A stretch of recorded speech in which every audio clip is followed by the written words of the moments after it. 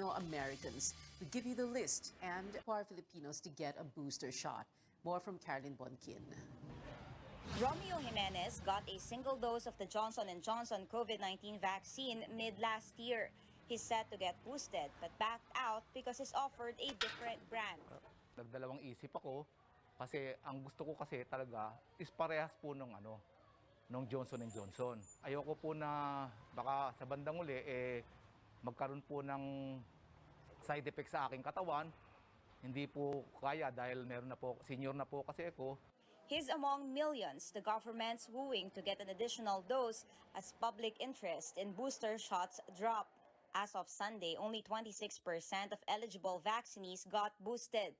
Over 240 million COVID-19 vaccines are in stock. Presidential Advisor for Entrepreneurship Joey Concepcion fears 27 million doses will expire in June and July if left unused. Mostly AstraZeneca, Moderna, and Pfizer vaccines purchased by the private sector and local governments, some COVAX facility donations. Its estimated value, $270 million or nearly 14 billion pesos. Early this year, the government borrowed about 40 billion pesos to buy booster shots alone. Dumating po ng sabay-sabay.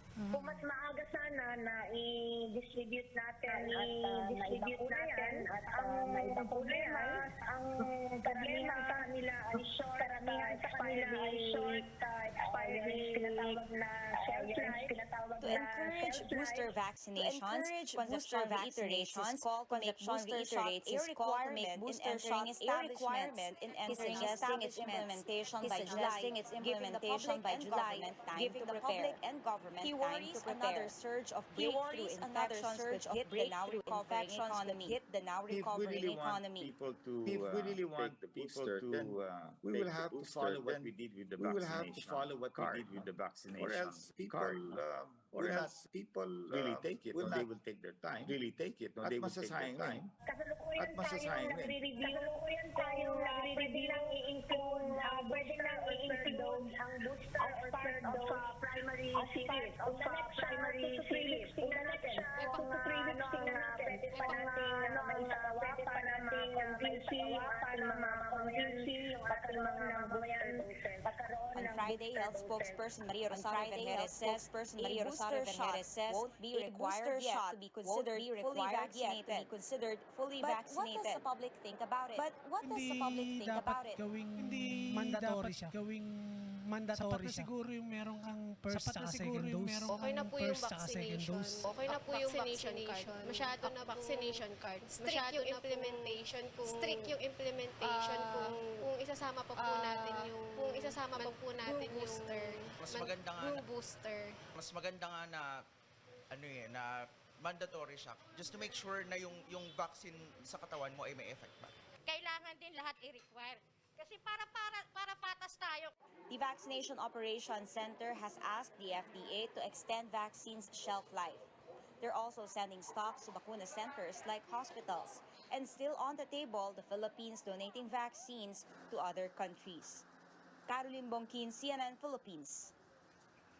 The government plans to put an expiration date on COVID-19 vaccination cards. The Interior Government says this is to encourage more people to get their booster shots. Isa po yan sa pinag-uusapan namin ngayon, yung again, inuulit ko yung mga strategiya on the policy side para yung tao ma-force na magpa-bakuna or magpa-boosters. So isa dyan, nabanggit ko na kanina, redefinition ng fully vaccinated. At pangalawa, ito nga posibilidad na kung hindi ka pa nakakapag-booster after 6 months, automatic yung inyong vax card expired na.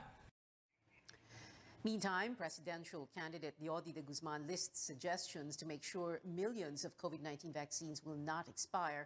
Among them, identify areas with the lowest vaccination rate and the most number of vulnerable sector, boost funds for cold chain facilities and other logistical needs, ramp up house-to-house and all-day vax drives, and address vaccine hesitancy at the barangay level. The Health Department is in talks with the World Health Organization about the Omicron XE, a hybrid of the BA1 and BA2 subvariants. This comes after Thailand recorded its first case of the mutant hybrid. In a statement, the DOH says it is monitoring whether WHO would categorize it as an Omicron subvariant or a new variant. The United Kingdom's Health Security Agency referred to Omicron XE as the recombinant of the Omicron subvariants BA1 and BA2. It reported that as of mid-March, the hybrid strain has a growth rate 9.8% above that of BA2, which is the dominant Omicron subvariant in the Philippines. The DOH says it is also working with the Philippine Genome Center to monitor COVID-19 case trends and conduct genomic surveillance activities. It assures safety measures are in place to prevent the entry of the new and existing variants. Government data shows over 1.7 million Filipinos are working overseas, and their remittances are helping fuel economic recovery. The newly created Migrant Workers Department aims to make things easier for OFWs to access their documents and ask help from the government. As Tristan Nodal reports, the department secretary is also urging relevant agencies to abide by the law. After enduring a 9-hour trip from Ilocos Province, OFW Frenny Tacla went straight to the Philippine Overseas Employment Administration building to process her papers for Israel. This is her third time to work abroad, but she admits it's a challenge going from one agency to another. She is hopeful the newly created Department of Migrant Workers can solve that. Nakakalito din lalo na yung mga nasa malalayo, pupunta pa kung saan pagod kami. Gaya ko, galing pa akong Ilocos, wala pa akong tulog, diretso ako dito. Pero kung iisa na lang pupuntahan mo, diretso na lang sa kaysa sa iba-ibang kwan. She says it would be more convenient if they can process documents in their home provinces. Mas maganda yun kaysa pupunta ka pa ng Manila.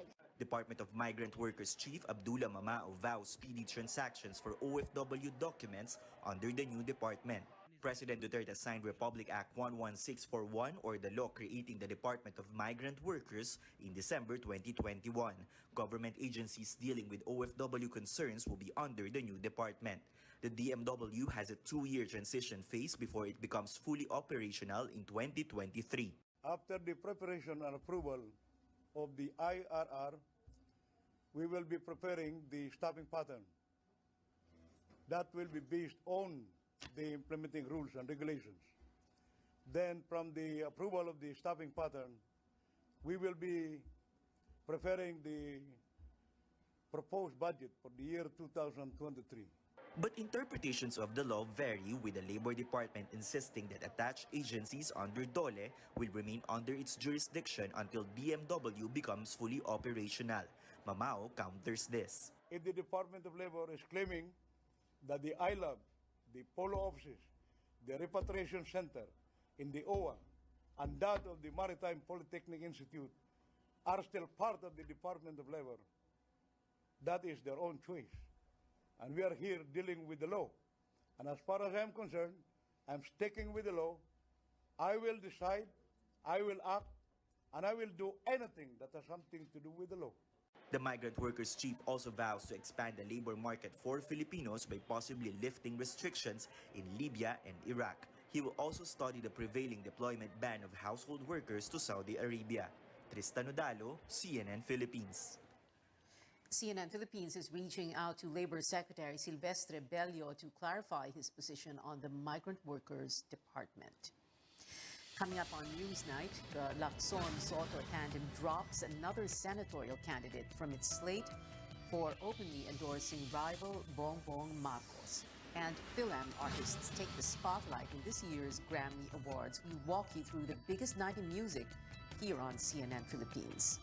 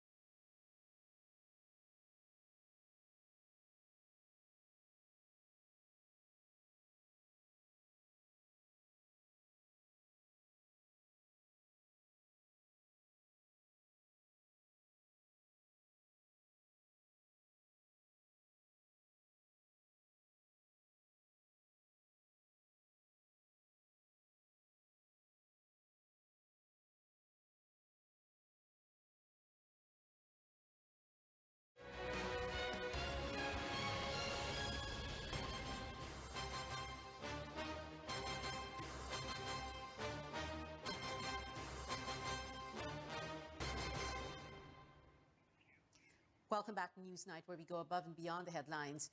The Commission on Elections is seeing a potential shift in voting patterns in this year's elections. The agency says young voters can pave the way for reforms. And as David Santos reports, that includes a generation of new political leaders. Youth leaders in Metro Manila gathering in Marikina on Monday for a forum on responsible voting. Among those present, Kael Mata of Pasig.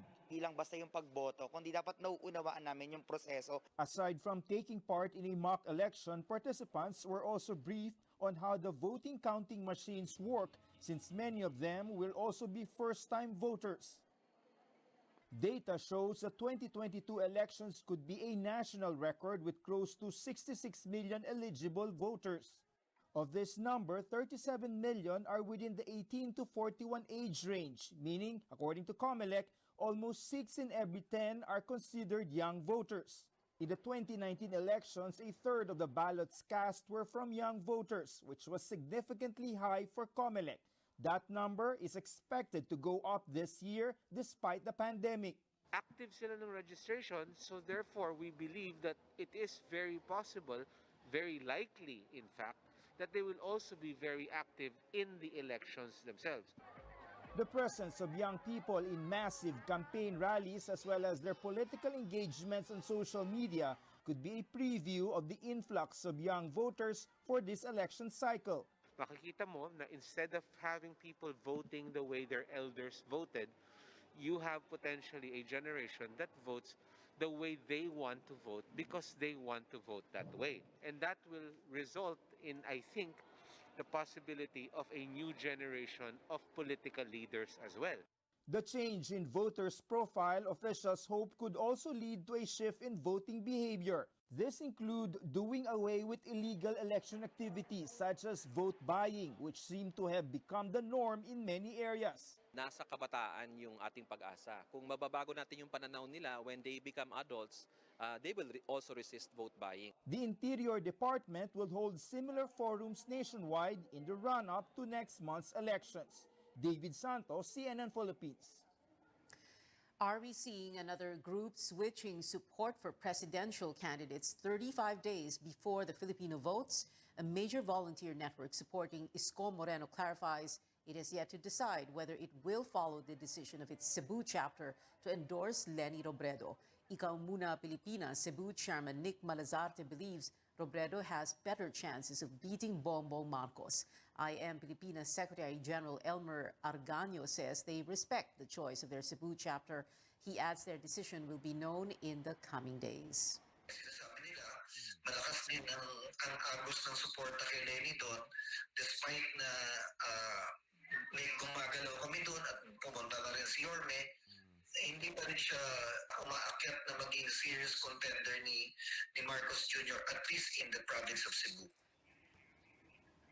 The political party of Bongbong Marcos taking steps to, quote, safeguard his votes in the May 9 polls. Partido Federal ng Pilipinas General Counsel George Briones says the group will deploy nearly 16,900 volunteers as poll watchers in Central Visayas. He says this is to prevent any attempt to rig election results. While Ping Lacson and running mate Tito Soto have dropped fellow Senator Mig Zubiri from their slate after he openly endorsed the tandem of Marcos and Sara Duterte. Lacson says they have no hard feelings towards Zubiri for his personal decision. No, alam naman nila yon kung ano yung consequence. Kung ayaw nila sa amin, iba yung gustong dalhin. Parang awkward naman ang dalhin pa rin namin sila, hindi ba? So, it's a personal choice, no hard feelings. Pero yun ang sinabi, maliwanag naman yun when we talk to him, na pwede sila ma-endorse ng iba, ma-adapt ng iba. But once they endorse another team, another tandem, then so be it, and that's it. Lacson also says he will inhibit from the Senate investigation into the unpaid estate tax of the Marcos family. Senator Coco Pimentel says the probe may happen within the week. Now, over the weekend, 9 of 10 presidential candidates gathered on one stage again to share their insights about key issues affecting the lives of millions of Filipinos. Paulo Barcelon breaks down their plans to make sure the supply of basic needs is enough in this report. The final segment of the second Pilipinas Debates 2022 focused on issues that directly impact Filipinos' daily lives: energy, food, and water. Vice President Leni Robredo, Labor Leader Leody de Guzman, and former Malacanang spokesperson Ernesto Abella were grouped together. Their talk dwelled on the use of renewable energy. All three candidates want cleaner energy sources in the mix, for they believe it will help address the country's power and environmental woes. Pero ang problema, walang political will yung ating gobyerno para ipatupad ito. Kasi ang mas gusto ng ating pamahalaan na nagpalit-palit ay pagkakitaan talaga itong fossil fuel, lalo na yung coal. So ang dapat unang gawin, asikasuhin na yung mga service contracts, asikasuhin na yung mga sources ng renewables. Alam na natin na papunta na tayo doon, so dapat mag-invest na tayo. To develop, for example, solar, wind, turbine, and also biomass. No? Unahin po natin to, and well, we're open to consideration about nuclear, pero right now kasi there are risks involved. Next up were Manila Mayor Isko Moreno Domagoso, former Defense Chief Norberto Gonzales, and Senator Panfilo Lacson. The three government officials were asked on how they plan to provide Filipinos access to clean and potable water for households and agriculture. Moreno says he wants water companies and cooperatives to invest in protecting and rehabilitating watersheds. Gonzales wanted repairs in the water system, while Lacson pushes for more investments in research and development. Hindi pwedeng yung nahihirati na sila sa kita, ayaw na nila mag-reinvest. We must ask them. Anyway, if they are not, maybe I'll review their contracts. Yan po ay milyon-milyong galon ang itinatapon kung hindi inaayos. Ewan ko po kung nire-repair ulit. Bakit hindi natin suportahan? Kasi maraming teknolohiya. Yung catch basin, halimbawa, sagana tayo sa ulan. 50% of our cities and municipalities nasa coastal areas. Hindi pa tayo kinukulang sa tubig. Sagana tayo sa ulan, pero natatapon. On concerns about food and nutrition, Senator Manny Pacquiao, Dr. Jose Montemayor, and Faisal Mangundato were asked how they will ensure the nutrition of Filipinos. One wanted a change in the form of government. The other two wanted to focus on helping the agriculture sector. Kailangan po magkaroon tayo ng bagong sistema na ito ang federalismo doon sa bayanihan, constitution. Tanggalin na natin yung rice tarification, no? Nagpapahirap sa ating mga magsasaka. Pag nag-import tayo, mahirapan at pinapatay natin ang pangkabuhayan ng mga farmers natin. Hindi lamang farmers, pati yung mga fisher folks natin. Paulo Barcelon, CNN Philippines. Presidential hopefuls pushing for political reforms to address another nagging problem in government, corruption. CNR Kanghel reports at least two of them agree on a law punishing turncoats, while one candidate draws criticism from his opponents for defending political dynasties. Manila Mayor Isko Moreno, Leody de Guzman, Norberto Gonzales, and Faisal Mangundato all blame a weak system for the rampant corruption in government. Moreno says his proposed solution is already being implemented in Manila. To solve it is to limit human discretion in government transaction by adapting to technology. Yun yung specific kong gagawin, katulad ng ginawa namin sa Maynila. For Vice President Leni Robredo, Senator Manny Pacquiao, and Joey Montemayor, corruption is caused by problems in the system and the people. If elected president, Robredo vows to sign an executive order mandating a full disclosure policy in government offices, while Pacquiao assures corrupt officials will go to jail under his watch. Senator Panfilo Lacson says leadership by example is key to weeding out corruption. He's also in favor of banning political dynasties, but admits it will be difficult to pass an enabling law since Congress is dominated by political families. Pacquiao drew criticism from Montemayor and Mangundato for saying it will be unfair to limit the number of family members holding public office. Unfair naman doon sa mga pamilya na nagserbisyo ng tapat, malaki ang nagawang pagbabago sa kanilang lugar at nagtumutulong sa taong bayan. Hindi naman lahat na nagnanakaw dyan sa gobyerno. The state prohibits political dynasties or dynasties. Kahit doon sa Ateneo study, makikita natin, thick and fat dynasty, talagang bawal na bawal. Yung sinabi ni Senator Manny Pacquiao na pwede raw yung pamilya as long as they voted by the people of their provinces. Hindi po. Dahil yan ang sanhi. For Robredo and de Guzman, it's time to pass a law punishing political turncoat